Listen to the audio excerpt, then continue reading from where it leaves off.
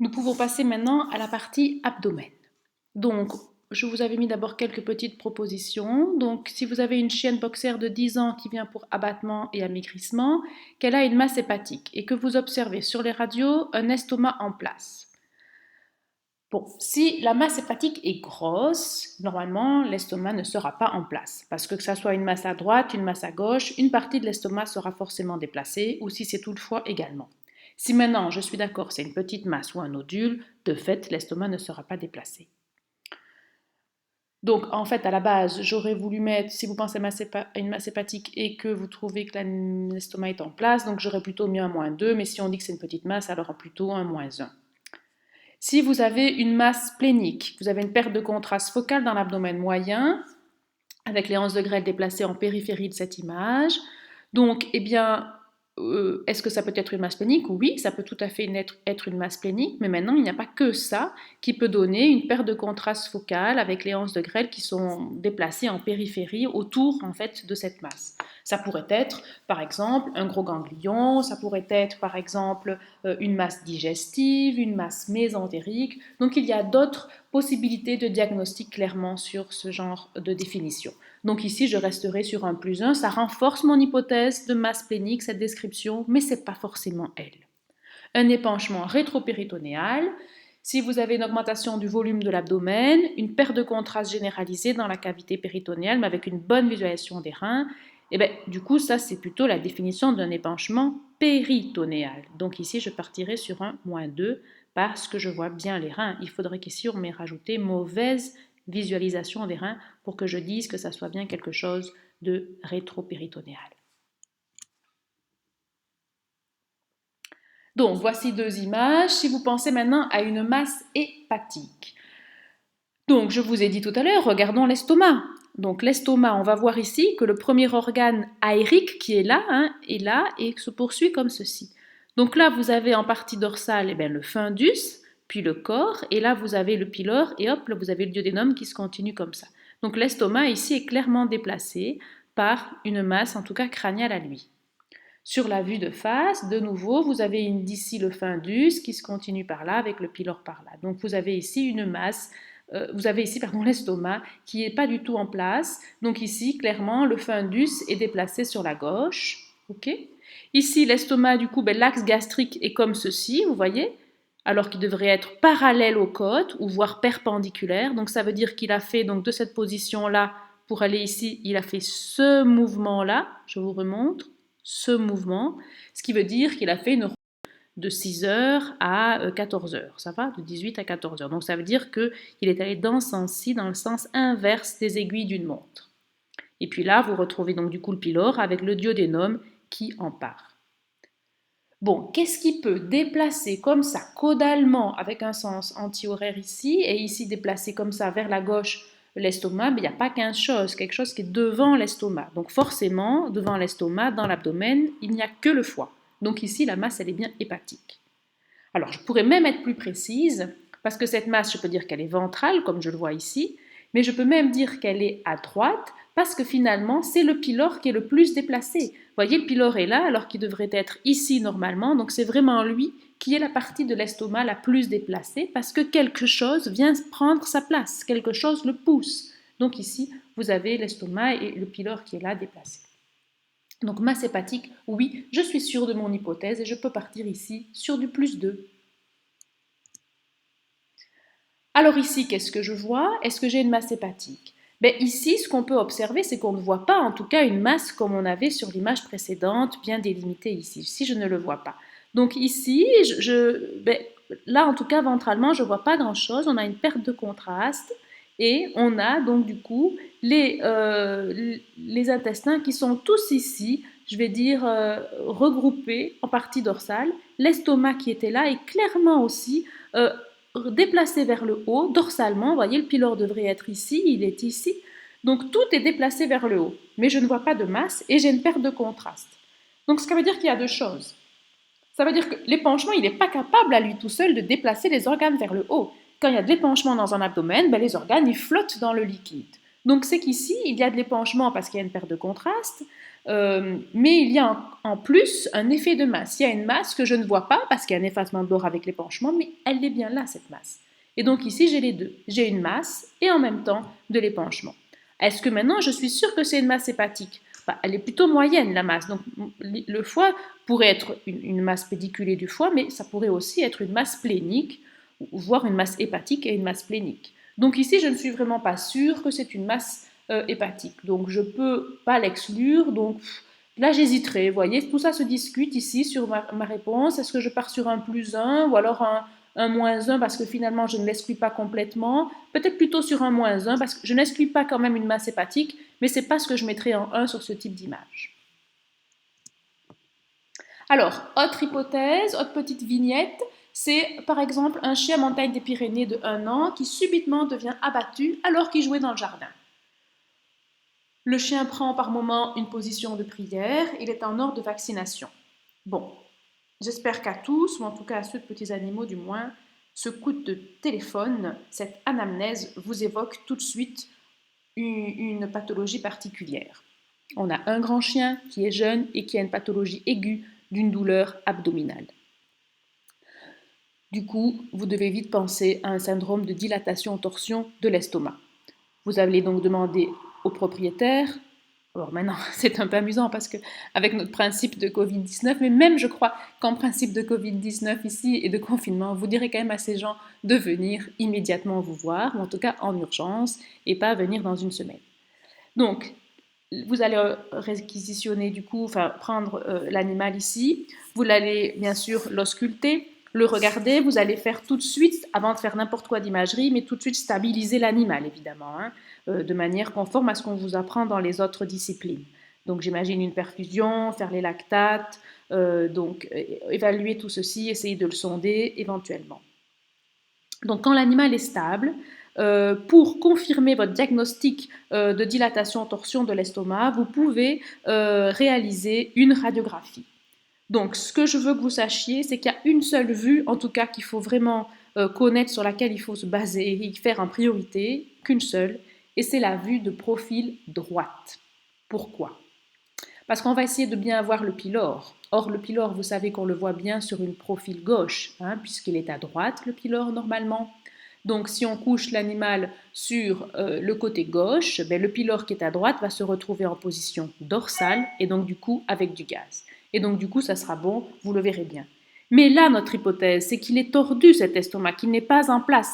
Donc du coup, ça veut dire qu'il faudra que vous fassiez le profil droite pour essayer de mettre du gaz dans ce pylore et pour avoir du coup la fameuse image du bonnet de Schtroumpf. Je veux parler de là, de l'image de compartimentalisation de l'estomac. Donc voilà, vous avez fait la vue de profil droite de votre patient et vous obtenez cette image. Donc qu'est-ce qu'on observe? On observe une dilatation de l'estomac, certes, aérique principalement, mais vous voyez, je suis en train de vous montrer cet estomac, voilà les contours, ils sont ronds, ils sont nets. J'ai pas ici de image tissulaire rectiligne, de ligne ici tissulaire qui vous sépare, qui vous compartimentalise l'estomac avec ici le pylore et l'alfundus si il était tordu. Donc ici, clairement, vous n'avez pas une image, en tout cas, de torsion d'estomac classique. Donc deux hypothèses, soit l'estomac n'est pas tordu, soit l'estomac est tordu, mais pas à 180 degrés. Donc quand, sur la vue de profil droite, le chien qui est toujours sur la table, donc vous avez par exemple, c'est bon, vous avez le bonnet de Schtroumpf, vous avez l'image typique, c'est bon, le chien, vous descendez de la table et vous continuez votre gestion de votre cas de dilatation-torsion de l'estomac. Maintenant, votre chien est sur la table, vous faites la profil droite, et là, vous n'êtes pas capable de conclure, vous n'avez pas l'image classique que vous connaissez du bonnet de Schtroumpf. Avant de descendre ce chien de la table et de vous poser encore des questions, continuez les radiographies. Faites une vue de face. Attention de bien passer les jambes de l'animal, enfin les pattes de l'animal sous lui pour ne pas lui créer une torsion sur votre table de radio. Mais faites une face pour qu'on visualise bien le fundus, le pylore, qu'on arrive à comprendre où ils sont par rapport à l'animal. Et si ce n'est pas clair, faites encore une vue du cou gauche également. Et là, une fois que vous aurez fait ces vues, on fait même des fois même la quatrième vue, on fait même des fois les deux vues de face. Quand on a fait toutes, j'ai vu, alors on peut descendre parce qu'on ne fera plus rien avec ce chien-là à ce moment-là sur la table de radiographie. Et là, vous pourrez à ce moment-là réfléchir posément sur les possibilités diagnostiques que vous avez. Ok ? Pour vous aider aussi à savoir si l'animal a une torsion ou pas, bon, en le sondant, éventuellement, vous pouvez avoir une réponse aussi. Ok ?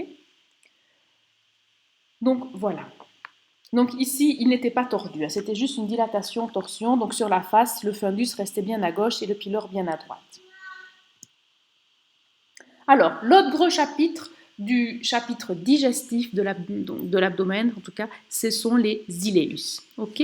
Donc, pour la définition des iléus, je vous renvoie vers ma capsule vidéo dans les ressources sur les iléus digestifs. Ok ?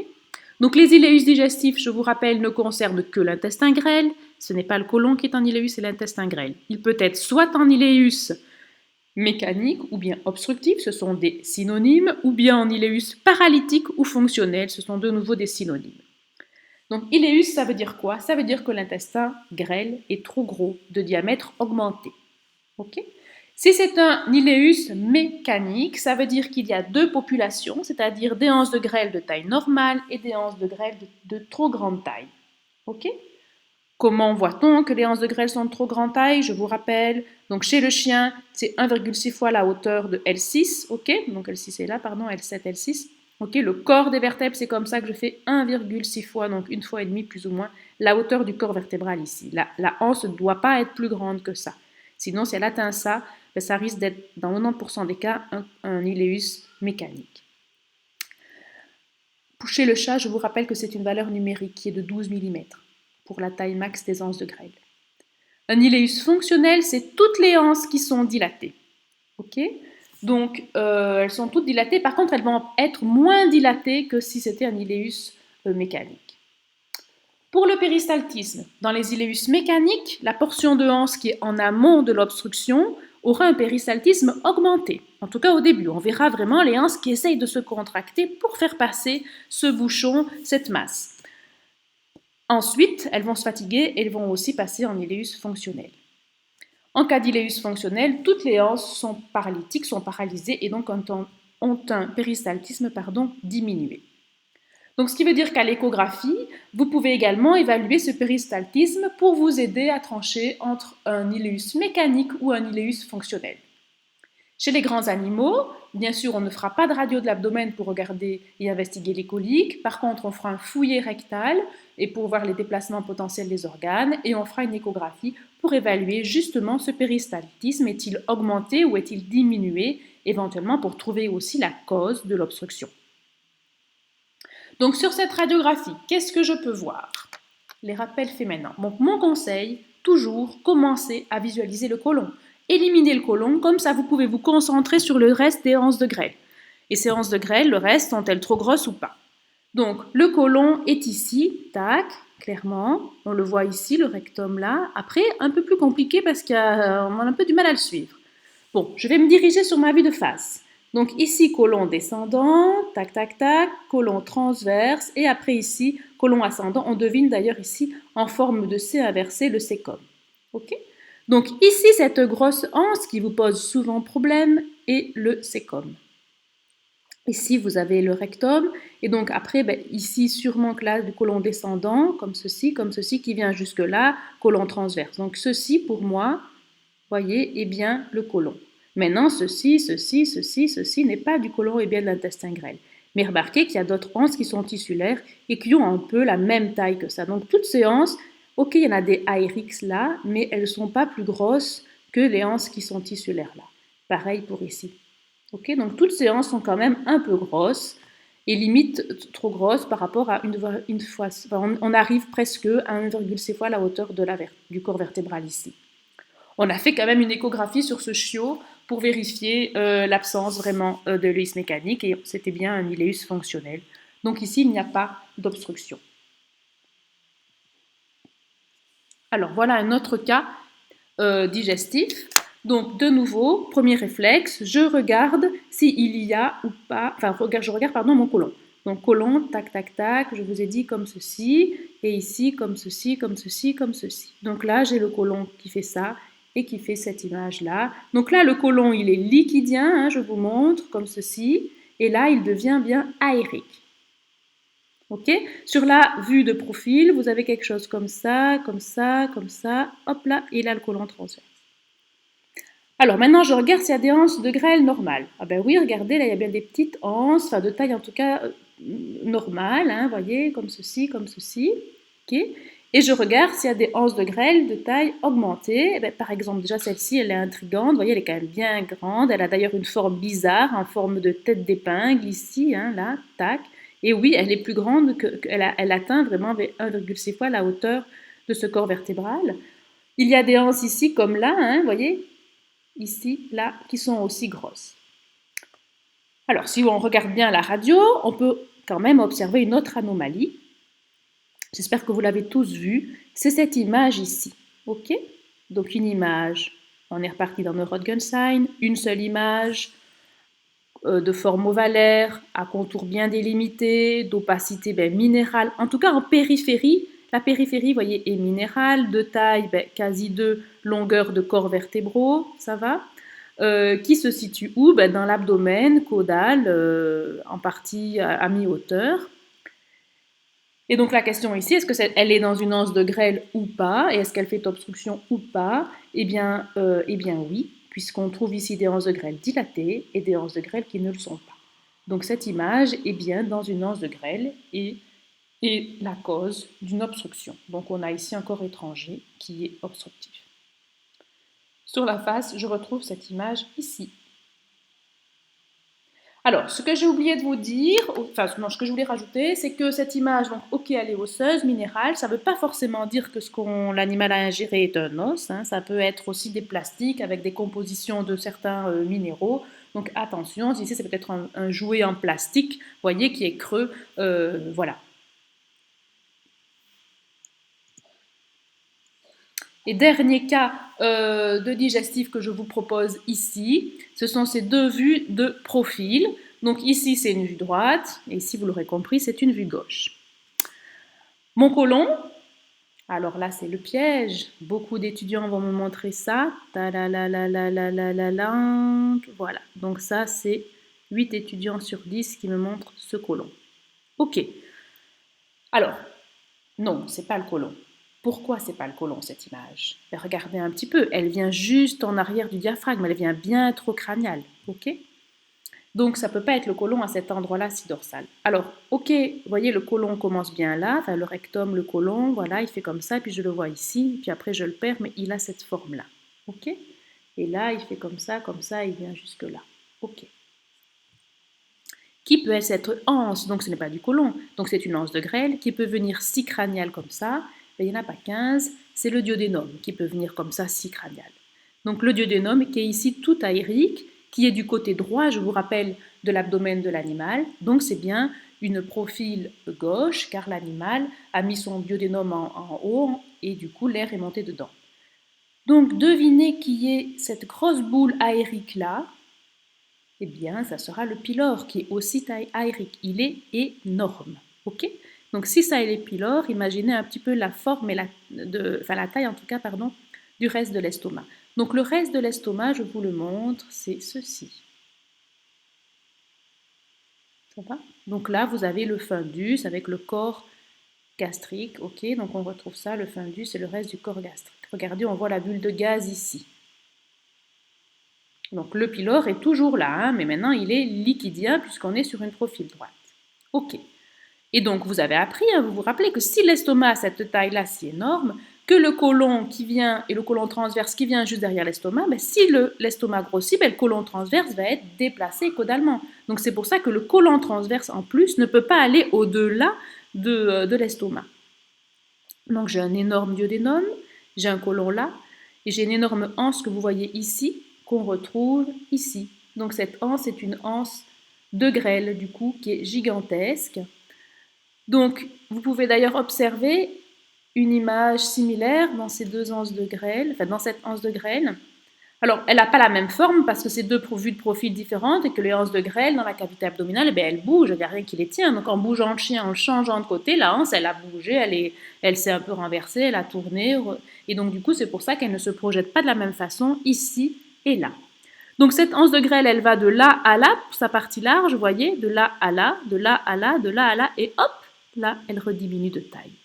Donc là, vous avez sous les yeux l'obstruction, et vous remarquez que c'est après cette image-là que vous avez l'anse de grêle qui revient de taille normale.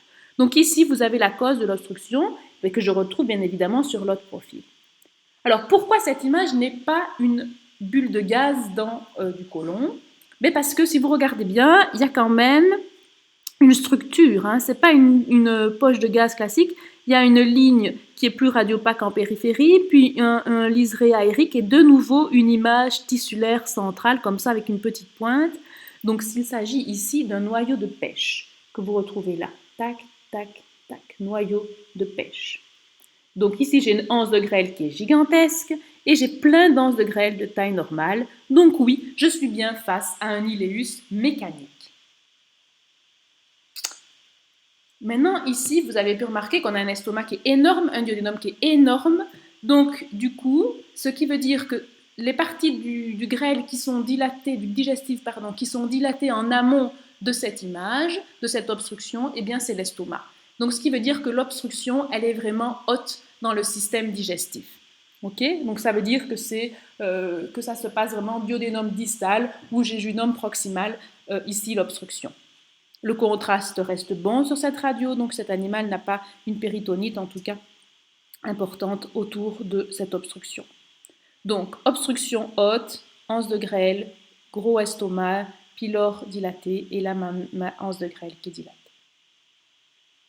Vessie.